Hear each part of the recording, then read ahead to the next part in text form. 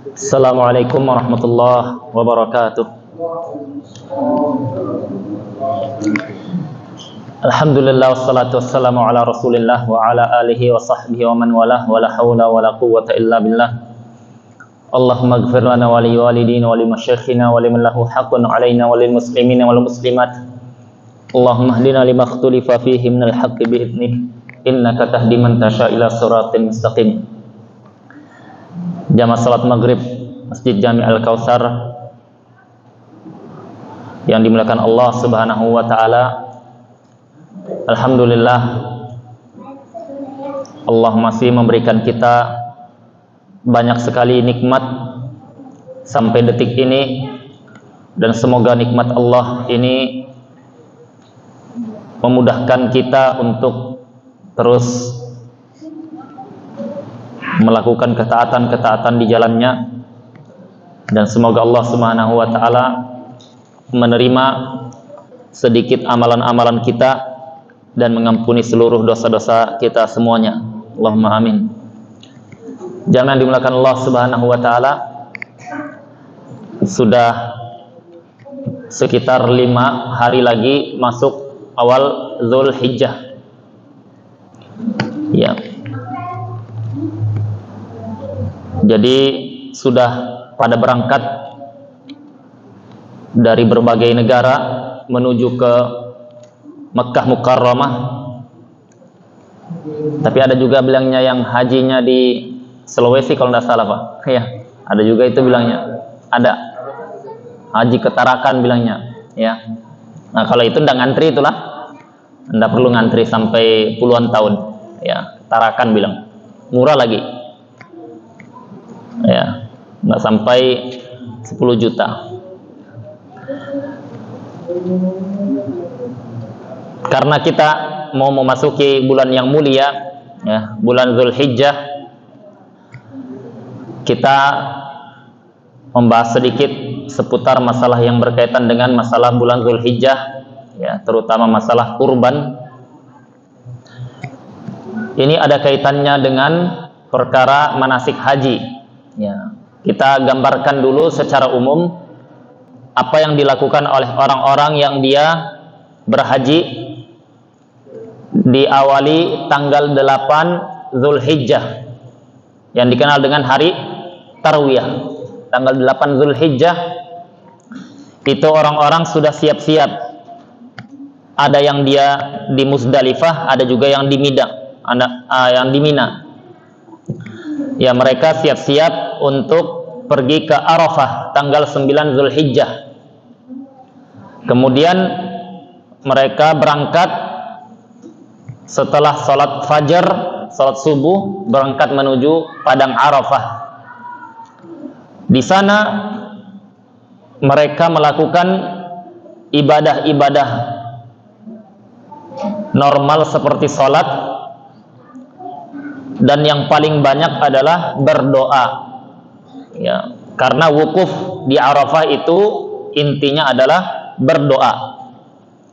Karena itu dikatakan oleh Imam Hasan al-Basri, siapa yang menyangka pada tanggal 9 Zulhijjah di padang Arafah itu Allah tidak mengampuni dosanya, itu adalah tindakan suudzon, kriminal yang paling besar, ya, karena Allah Subhanahu wa taala mengampuni seluruh dosa-dosa orang-orang yang wukuf di Arafah. Di tanggal 9 tersebut bagi yang haji dia ibadah yang mulia, wukuf. Bagi yang tidak berhaji bagaimana? Yang tidak berhaji maka dia disunnahkan berpuasa Tasu'a, yaitu puasa tanggal 9 Zulhijjah. Sunnah ini berlaku tidak harus sama dengan orang yang sedang wukuf di hari yang sama. Karena itu pendapat mazhab Syafi'iyah, perbedaan masuk dan keluarnya bulan itu yang jadi acuan negara masing-masing. Ya. Itu yang disebutkan oleh Imam An-Nawawi rahimallahu taala. Jadi mau Idul Fitri, Idul Adha, masuk Ramadan sama. Patokannya negara masing-masing. Ya, karena pernah terjadi zaman dahulu perbedaan antara di Madinah dengan di Kufah atau di sekitarannya. Ya, terjadi perbedaan. Maka meskipun ada pendapat yang mengatakan puasa tanggal 9 Zulhijjah itu bertepatan pada saat orang-orang wukuf di Arafah, ya. Itu ada pendapat, ya. Tapi pendapat ulama Syafi'iyah mengatakan tidak harus seragam. Yang jadi patokan adalah negara masing-masing. Jadi di esok harinya tanggal 10-nya mereka melakukan ibadah yang paling banyak. Bagi orang yang berhaji tidak disunnahkan salat Idul Adha. Ya, tidak disunnahkan lagi. Karena mereka tersibukkan dengan apa? Banyak amalan. Yang pertama, tawaf ifadah. Ya, tawaf rukun, ya, yang dia harus dilakukan. Kemudian yang kedua, dia sa'i jika dia belum sa'i, ya. Sa'i ini harus dilakukan setelah tawaf. Ya, kalau dia sudah, maka dia sembelih hewan. Kalau dia haji tamattu', maka sembelihnya wajib. Ya, seperti orang-orang Indonesia, haji tamattu', maka dia sembelihnya dam, wajib. Tapi kalau dia mau niat juga kurban di hari tanggal 10 Zulhijjah, maka dia 2 kali sembelih untuk dam, kemudian kurban juga, sembelih juga. Ya. Jangan tanya pesan kambingnya di mana, ya, bisa di Madura. Ya. Jadi apa? Jadi datang ke lembaga resmi yang di sana sudah ada tempat penyembelihan dam, penyembelihan hadyu. Ya. Kemudian dia juga jamrah aqabah, melempar batu kerikil 7. Ya, yang dilempar ada tempat lingkaran di situ. Ya. Adapun riwayat melempar setan itu riwayatnya dhaif, lemah. Kemudian dia cukur rambut, ya. Setelah cukur rambut, maka dia sudah menyelesaikan tahallul. Boleh sudah dia pakai parfum, boleh sudah dia pakaian berjahit, boleh sudah dia berhubungan suami istri kalau dia bawa istri. Ya, boleh dia menikah lagi di sana, boleh kalau dia sudah tahallul yang kedua. Ini apa? Berkaitan dengan amalan orang-orang yang haji. Bagi kita yang tidak haji, di antara amalannya selain kita merayakan Idul Adha, kita melakukan kurban, ya, melakukan kurban. Ini pembahasannya mau kita bahas. Jadi kurban itu definisinya menyembelih hewan yang sah dijadikan kurban sejak apa? Sejak masuknya waktu, ya, sejak masuknya waktu boleh menyembelih sampai akhir hari tasyrik. Ya, hari tasyrik itu tanggal 11, 12, 13 Zulhijjah. Kapan akhirnya? Yaitu ketika terbenam matahari, ya, atau setelah sholat asar, ya, terbenam matahari, berakhirnya waktu ayyamut tasyrik, hari-hari tasyrik. Jadi kalau ada orang yang dia mau menyembelih hewan kurban di tanggal 9 Zulhijjah, saya tanggal 9 aja lah, soalnya tanggal 10 repot orang-orang, ya, atau saya tidak sempat, saya safar, ya, tidak sah tanggal 9, karena sah kurban itu tanggal 10 Zulhijjah.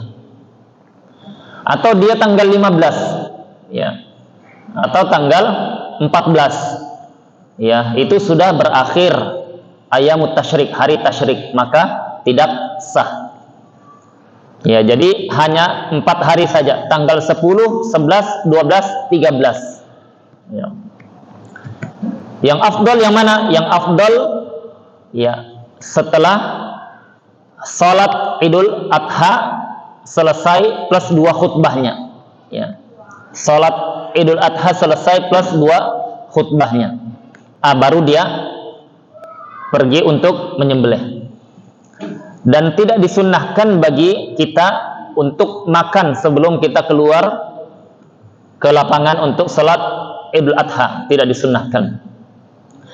Di dalam mazhab Syafi'iyah yang afdal ketika kita salat Idul Fitr atau Idul Adha itu di dalam masjid, ya, lebih afdal dibandingkan di lapangan. Adapun riwayat Nabi sallallahu alaihi wasallam dia salat bersama para sahabat di lapangan, itu disebutkan oleh Imam An-Nawawi rahimahullah taala, mereka salatnya di dalam masjid karena membludak sampai keluar lapangan, sehingga apa? Sehingga mereka diriwayatkan sampai ke luar lapangan, padahal mereka aslinya di dalam masjid, lanjut keluar. Ya, maka apa? Maka riwayat-riwayat yang menunjukkan lebih afdal salat di masjid itu sangat banyak sekali. Riwayat yang menunjukkan Nabi SAW dengan para sahabatnya salat Idul Adha atau Idul Fitr di luar masjid itu bisa dikompromikan. Jadi salatnya di dalam masjid tapi membludak keluar. Ya, nah itu. Yang selanjutnya kita dibolehkan tidak ketika masuk 1 Zulhijjah untuk memotong kuku atau kita memotong rambut atau cukur bulu. Ya, ada hadis riwayat Imam Muslim, Nabi SAW mengatakan, "Idza dakhala al-'ashr min Zulhijjah," apabila masuk 10 Zulhijjah, "wa arada ahadukum an yudhhiya," dan orang-orang di antara kalian mau menyembelih kurban, "fala ya'khud min sya'rihi syai'an," jangan dia memotong rambutnya, "au yuqallim dhufrahu," jangan juga potong kukunya. Hadis ini difahami berbeda-beda oleh para fuqaha, ahli fikih, ya. Ada yang memahami letterleknya, yaitu dilarang Nabi sallallahu alaihi wasallam, dan itu larangan bersifat makruh, ya, bersifat makruh, tidak sampai haram. Ini mazhabnya Hanabilah, mazhab Imam Ahmad. Ada juga yang memahaminya tidak makruh, ya, tapi dianjurkan agar kita mendapatkan pahala yang sempurna, sebagaimana orang yang berhaji dilarang memotong kuku, dilarang memendekkan rambutnya atau mencukur rambutnya. Tapi kalau dia memotong kuku atau mencukur rambutnya dibolehkan dan tidak berdosa. Ini mazhab Syafi'iyah, ya. Ini mazhab Syafi'iyah. Jadi riwayat tadi bukan dipahami larangan bersifat haram mencukur atau memotong kuku, tapi larangan bersifat afdal atau adab bagi orang yang dia mau berkurban. Ya. Ini disebutkan oleh Al-Imam An-Nawawi rahimahullah ta'ala dalam kitabnya Majmu' Syarah Muhadzab. Kenapa?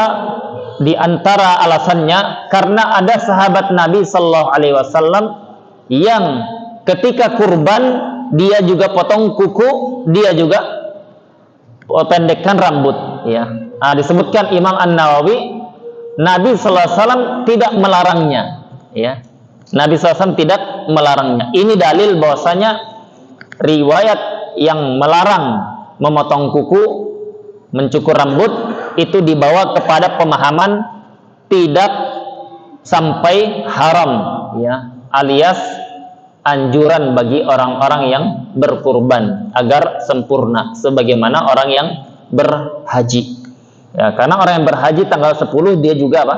Nyembelih hewan, kambing. Ya. Nah, ini dalam pandangan para ulama. Jadi berbeda pandangan di kalangan para ulama, ya. Yang selanjutnya, hewan apa saja yang dia dianggap sah untuk kurban? Unta yang pertama. Unta usia 5 tahun. Di sini yang 1 tahun aja susah carinya. Ya.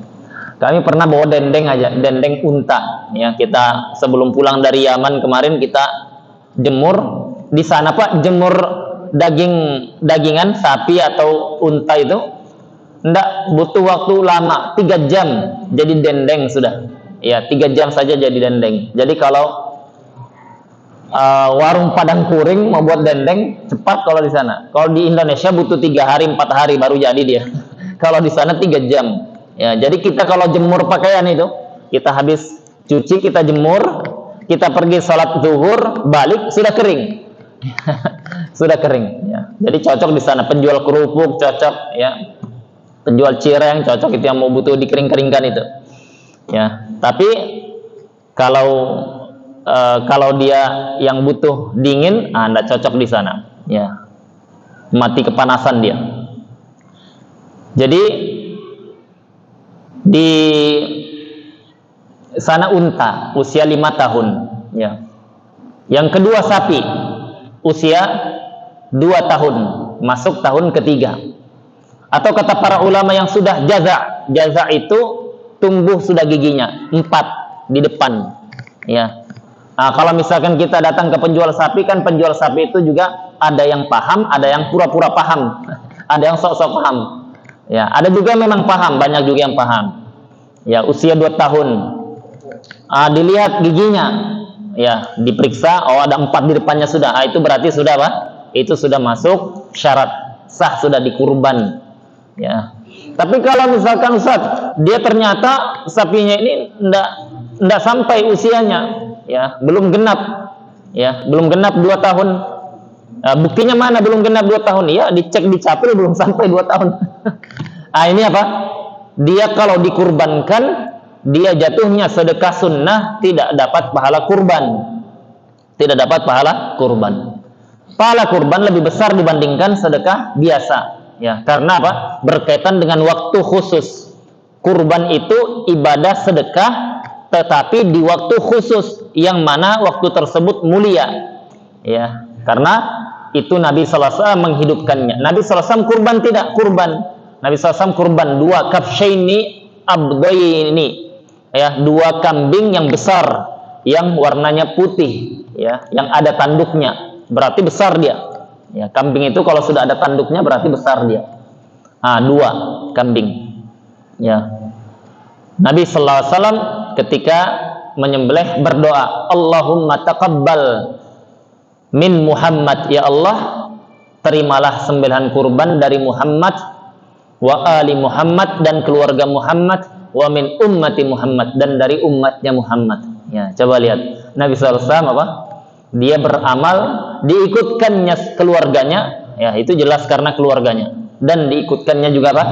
Umatnya. Ini dalil di dalam mazhab Syafi'iyah bahwasanya ketika kita kurban, kita juga disunnahkan meniatkan untuk diri kita dan keluarga kita. Ya, diniatkan untuk diri kita dan keluarga kita. Ya, itu berkaitan dengan kurban niatnya. Yang ketiga, kambing. Ya, kambing dengan domba beda. Ya. Kalau kambing itu yang dia tidak ada bulu wolnya atau bulu sufnya, ya.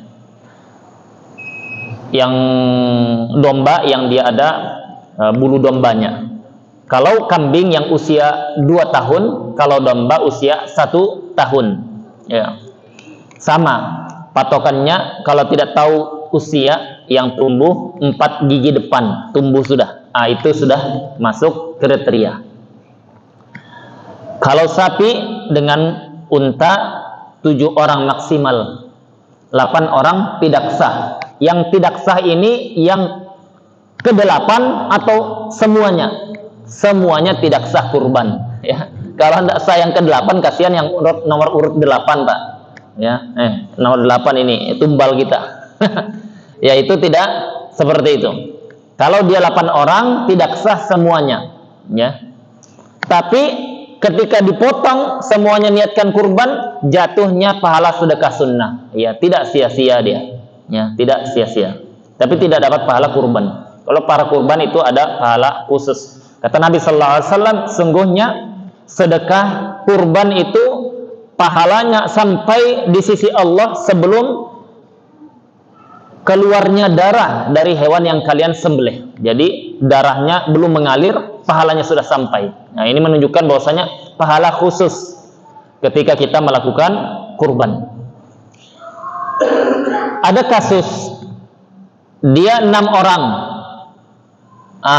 dapat 6 orang, cari yang ke-7, tidak ada, dananya kurang. Dia bilang ini ada yang ke-7, tapi yang ke-7 ini patungannya kan 3 juta satu orang misal, ya. Kalau di sini berapa? 3 juta. Saya cuma punya dana 1,5 juta. Saya boleh enggak cari teman lagi 1,5 juta? Jadi kami berdua patungan 3 juta. Jadi kami datang atas nama 2 orang 1,5 juta, 1,5 juta. Jadi totalnya orangnya ada 8 sebenarnya, ya. Tapi hitung aja lah 7 katanya, karena dananya 7 orang sebenarnya. Itu sama, tidak dihitung kurban, ya. Bagaimana solusinya? Solusinya ada 2. Tidak usah cari orang yang ke-7, kurban dengan dana yang ada, ya. 6 kali 3 berapa? 18. Cari yang harga 16, 17 juta, kan ada. Cari harga 16, 17 juta, sisanya operasional, ya. Selesai. Ya, 6 orang, ya. Atau yang tadi 2 orang yang ada cukup itu, ya, dia apa? Dia patungan sesuai dengan jumlah angka dana yang dia ada. 1,5 juta saya ada, enggak apa-apa sudah. 1,5 juta masuk. Orang yang ke-7, ya. Jadi totalnya berarti 19,5 juta, ya. Cari yang dia sembelihan 19 juta, ya. Operasional itu mungkin sekitar berapa?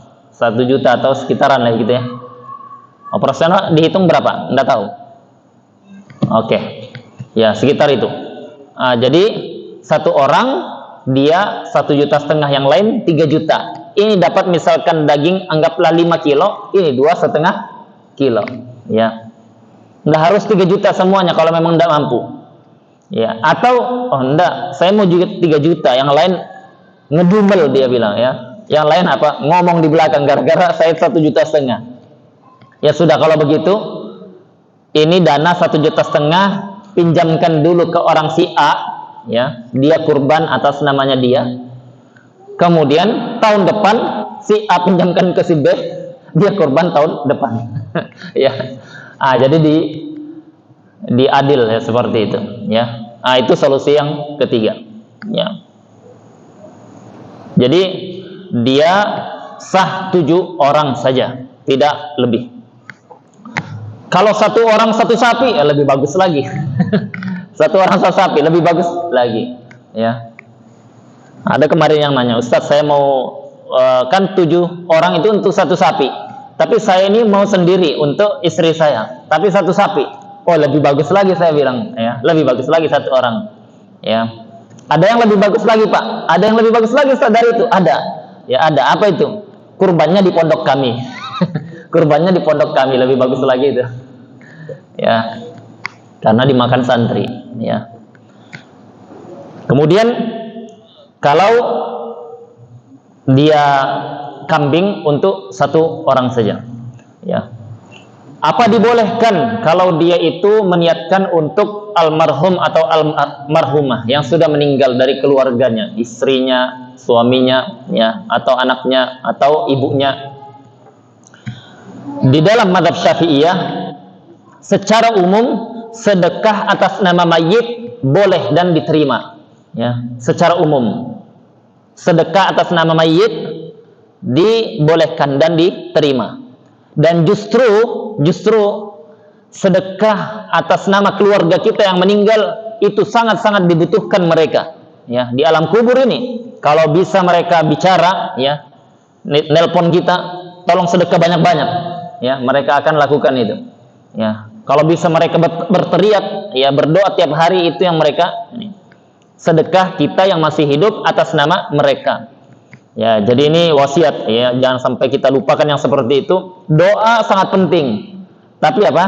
Tapi pahala sedekah itu sangat dibutuhkan. Karena itu orang-orang Allah Subhanahu wa taala mengingatkan, wa anfiqu mimma razaqnakum min qabli an ya'tiya ahadakumul maut fa yaqula rabbi laula akhartani ila ajalin qarib fa asaddaqu akum minas salihin.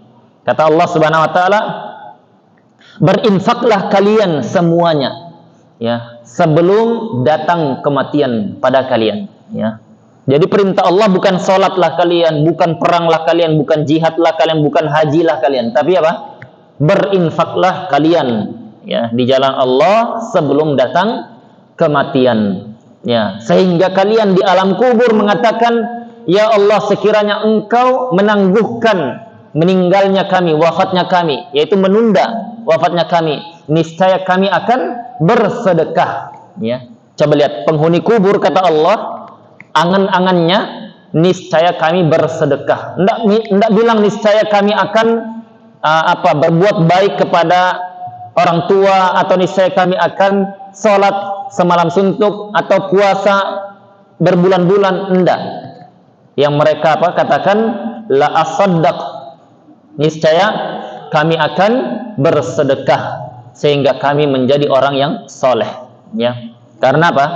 Ibadah sedekah itu ibadah yang melawan hawa nafsu, ya. Bukan hanya diri kita, tetapi diri kita dan orang-orang yang menjadi tanggungan kita. Kadang kita sudah mau sedekah ini, Pak, tapi ditahan oleh apa?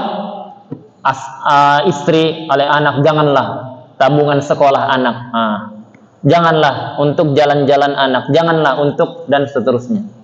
Jadi dia melawan hawa nafsu kita plus orang-orang yang menjadi tanggungan kita. Makanya itu bukti kesolehan seseorang itu gemar bersedekah. Itu kaidah umumnya, bersedekah atas nama mayit yang sudah meninggal itu diterima, dan amalan yang sangat dibutuhkan oleh orang-orang yang sudah meninggal. Tetapi kalau untuk kasus kurban atas nama orang yang meninggal, ini ulama Syafi'iyah mensyaratkan agar sah kurbannya harus dia wasiat dulu, atau dia pernah mengizinkan, atau dia pernah meminta agar dilakukan kurban atas namanya. Ini baru sah dia, baru sah kurbannya, dia si mayit dapat pahala kurban. Tapi kalau tidak ada izin, tidak ada wasiat, ya, maka dia jatuhnya pahala sedekah sunnah, ya, sedekah sunnah, tidak masuk kurban, ya.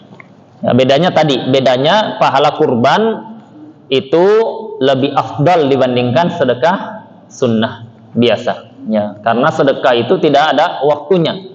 Tidak ada waktu terkhusus. Adapun kurban dia ada waktu istimewa, waktu khusus secara waktu, dan dilakukan oleh Nabi Sallallahu Alaihi Wasallam dan dianjurkan oleh Nabi Sallallahu Alaihi Wasallam. Ini apa? Untuk masalah berkaitan dengan orang yang meninggal tadi.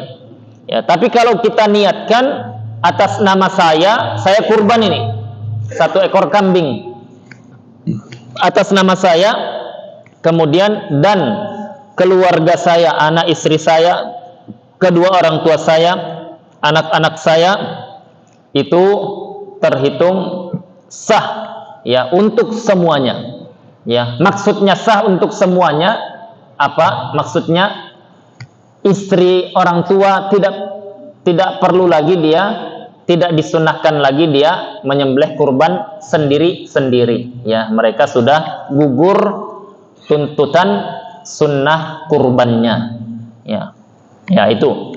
Tapi kalau mereka biar dapat pahala seperti kita ketika berkurban, maka ajak mereka untuk meniatkan atau informasikan kepada mereka, saya kurban, niatkan untuk kita sekeluarga, agar mereka meniatkan juga kurban tersebut agar dapat pahalanya, ya, dapat pahala kurban, ya. Nanti dia niatkan, ya, atau kalau dia tidak sempat meniatkan, yang menyembelih itu informasikan, saya kurban atas nama saya dan keluarga saya, ya, itu dia niatkan, ya.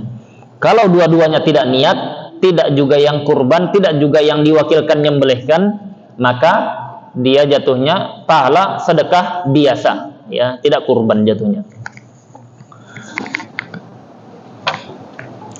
Kemudian ya, kerbau masuk jamus bahasa Arabnya. Kalau dalam bahasa Arab beda kerbau dengan sapi. Kalau sapi itu bahasa Arabnya bakar, ya. Kalau kerbau itu jamus bahasa Arabnya. Tapi para ulama mengatakan sama, dia kerbau atau sapi, dia satu kategori. Ya. Yang tidak masuk itu ayam, Pak, ya. Kurban ayam, Pak Ustadz. Ya, itu di sebagian daerah di Sulawesi tidak seperti di Berau sini. Di Berau sini sudah marak, ya, sapi, kambing, sapi paling banyak. Ya, kalau di Sulawesi itu adatnya orang memang rata-rata potong ayam, ya, bukan kurban memang. Tapi kalau ada yang dia niatnya saya kurban lah daripada tidak sama sekali, ya itu tidak terhitung. Meskipun kalau kita lihat ada pendapat di kalangan sahabat, Ibnu Abbas kalau tidak salah, Ibnu Umar, ya, jika kalian tidak mampu sama sekali maka sembelihlah ayam, ya. Jika tidak mampu sama sekali, ya, sembelih ayam, ya. Saya tidak punya ayam, Pak Ustaz, saya punya burung merpati, ya itulah sembelih sudah itu. Ya, yang penting jangan bawa telurnya aja, ya. Itu di pendapatnya Ibnu Abbas radhiyallahu anhu, ya, yang menunjukkan bahwasanya salaf kita terdahulu itu sangat-sangat memotivasi orang melakukan ibadah kurban tadi, ya, itu maksudnya sangat memotivasi orang-orang menghidupkan kurban. Alhamdulillah di Berau ini, masya Allah, setiap tahun itu sudah makin kesini makin rame, ya, makin rame. Ini masjid ada kisaran berapa yang rencana? Belum tahu. Ada 5, Pak. Ada 5, 4. Ada bantuan? Oh, belum ada. Oh, biasanya ada bantuan, ya. Amben biasanya ngirim-ngirim itu.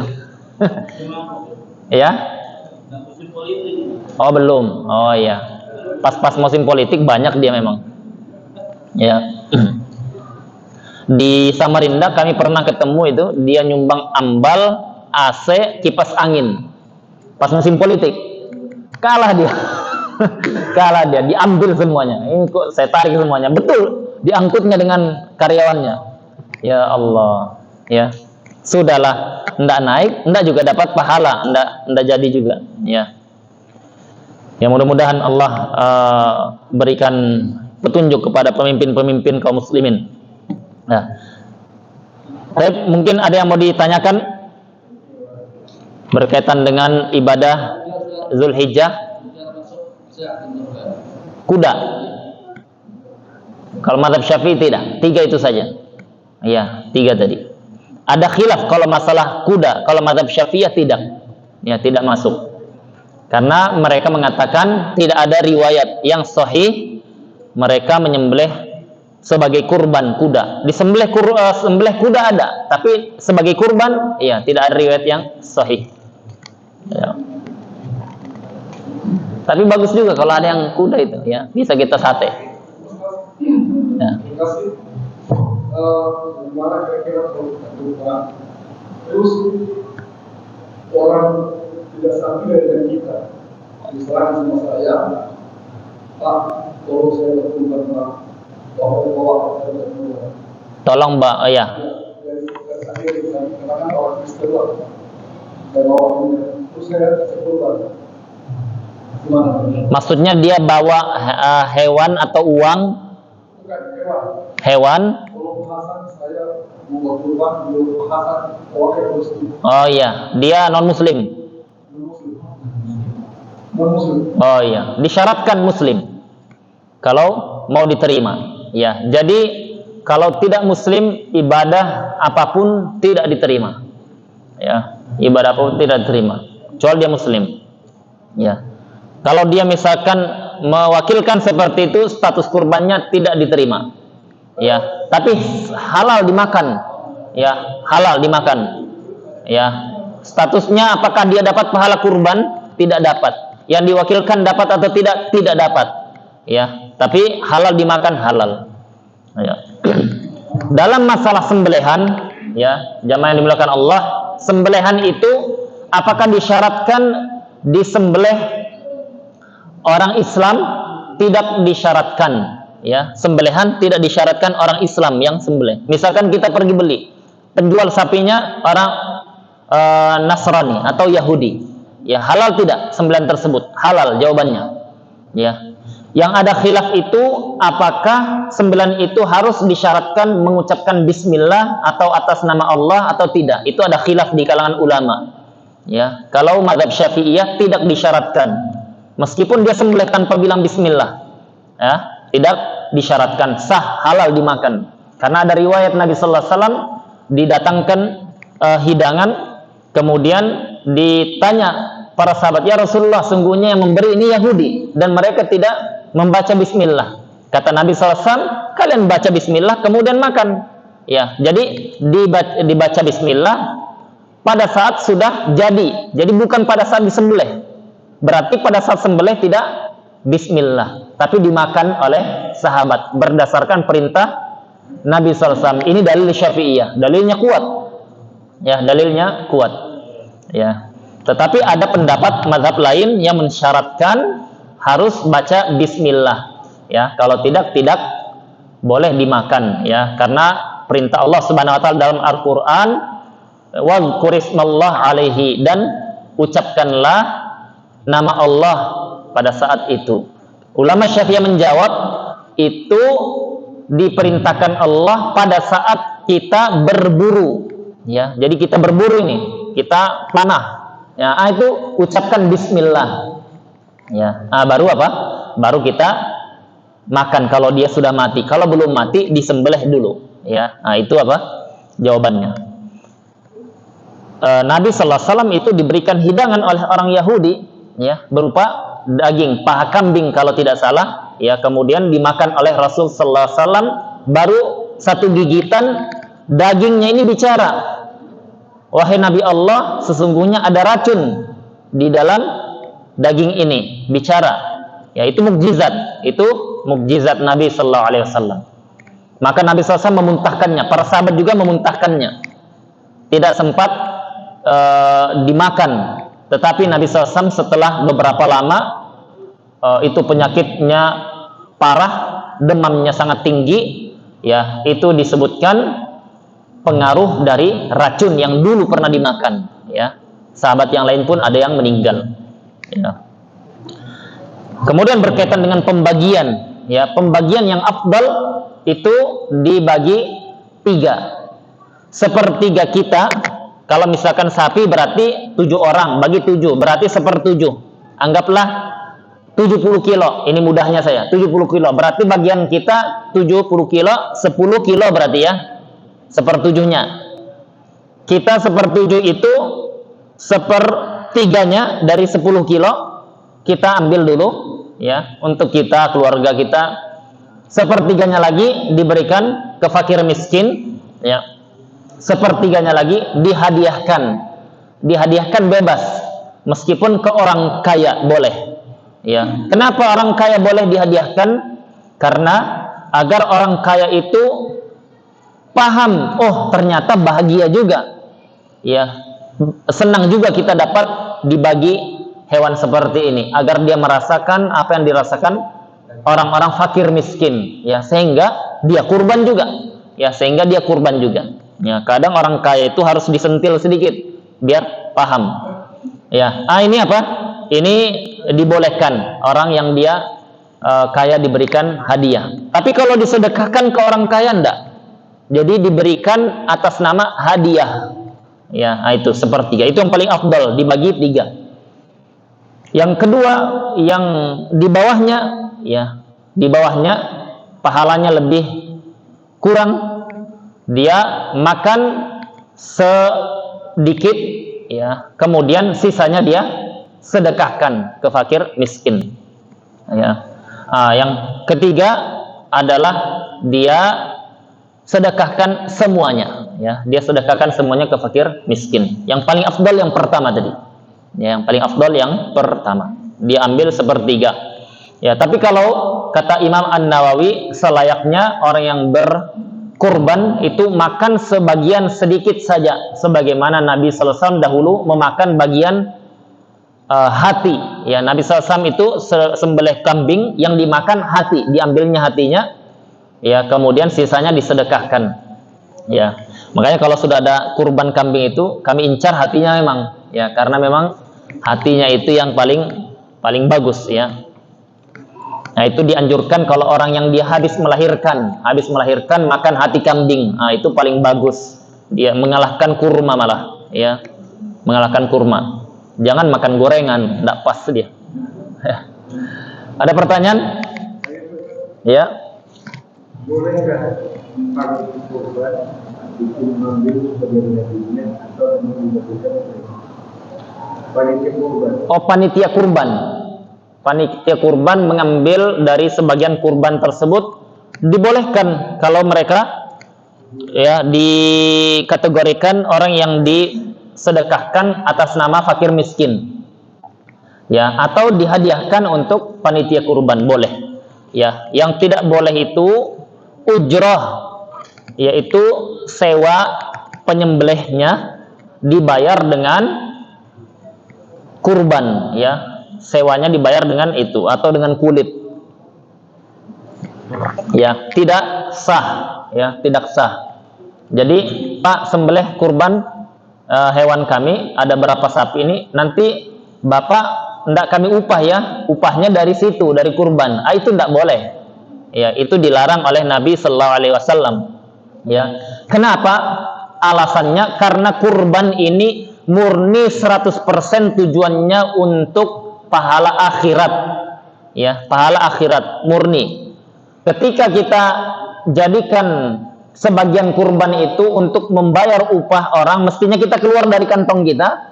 Nah, itu ada sama dengan kita transaksi, seperti kita jual jasa dia dengan bayaran kurban kita. Nah, itu transaksi duniawi, sudah merusak pahala ukhrawi akhirat tadi, ya, maka dilarang, ya. Tapi kalau kita bilang, Pak, nanti Bapak kita sedekahkan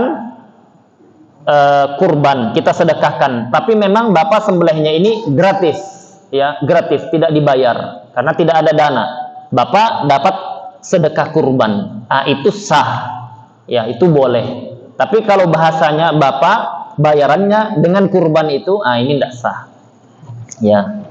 Sama, tidak dibolehkan juga menjual, ya. Jadi kita kurban, kemudian kurban kita ini yang tadinya kita mau sedekahkan, sayang juga kalau disedekahkan 1 kilo daging 180, ya, saya jatahnya 5 kilo, ya, 4 kilo aja sudah 700-an, ya, saya jual lah 4 kilo 500.000. Itu dilarang, ya, menjual hewan kurban kita atau menjual kulitnya, ya, kita jual, tidak boleh. Beda kalau misalkan kita dapat ini, ya, kita pembagian kurban, kita masak sebagian untuk keluarga kita, sudah enak juga, kebanyakan daging, ya, itu sisanya kita mau jual, itu hak kita sudah, ya, itu sudah hak penerima kurban. Tapi yang kurban ini, ya, yang dia sudah patungan 3 juta tadi, itu dilarang menjual. Kenapa tadi alasannya tadi?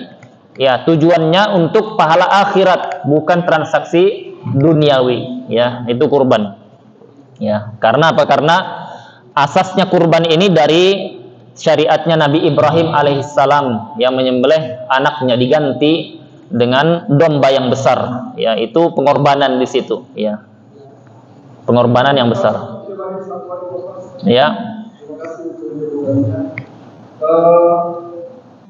Kita saya kurban, ya, tapi saya tidak bagikan mentanya, tapi saya masak di rumah, saya bikin 3 macam, terus saya taruh ke dalam matang, itu yang saya bagikan kepada orang saat ini. Tetap sah dia, ya, tetap sah. Tapi lebih afdol tidak dimasak, ya, tetap sah. Lebih afdol tidak dimasak, dan lebih afdol lagi disebutkan oleh Ibnu Abbas, tidak dicuci darahnya, ya. Jadi tidak dicuci darahnya, bagikan langsung seperti itu, ya, perlu dicuci lagi, ya. Karena itu di zaman para sahabat dulu, mereka bahkan dimasak dalam kondisi masih ada darah, ya, mereka masak hewan kurban itu, ya. Termasuk di negara-negara Timur Tengah, ya. Jadi kalau di sana itu resepnya mereka buat kambing atau sapi itu nikmat, lezat, dimasak pada saat masih ada darahnya itu. Ya, itu katanya sih bikin gurih. Nah, itu. Tapi memang gurih memang, ya, gurih. Apalagi kalau kita dikasih gratis, sudah jadi. Ya, itu sangat gurih dia. Iya. Jadi saya cerita pengalaman kami di panitia. Ya. Itu ada orang mengantarkan korban, tetapi dia tidak ngasih nama korban itu, cuman ngasih nama itu biasa. Maksud saya tidak ngasih biaya. Katakan kami di sini itu kan biaya Bayar. Heeh. Tetapi yang bawa sapi ini Nggak ngasih. ngasih gitu gimana? Iya. Maksud saya yang kasih sapi. Ya diingatkan Pak, diingatkan. Biasanya kalau ada ngantar ini ada ngasih untuk biaya operasional. Ya, kalau ndak diingatkan, oh, Karena iya. kami dulu mengingatkan begitu. Ini Pak, di sini tuh seperti itu kan ada biaya operasional, makan membutuhkan sekian dan biaya. Iya. Jawabnya dia itu begini, oh, kamu di sini sudah bawa sapi, ya saya makan karena saya tidak akan biaya lagi. Oh, iya. Jadi bagaimana itu?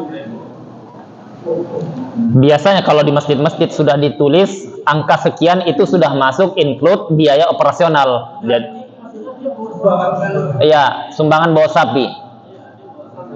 Iya, mau ndak mau diambilkan dari masjid kalau begitu. Ya, boleh. Ya, boleh. Ya, dia untuk maslahat. Ya, karena apa? Karena pembagian sapinya juga untuk jamaah-jamaah sekitar juga. Ya, ya. Tapi ya seperti itu Pak, mestinya disampaikan ini memang biasanya rata-rata bawa lebih atau dilebihkan.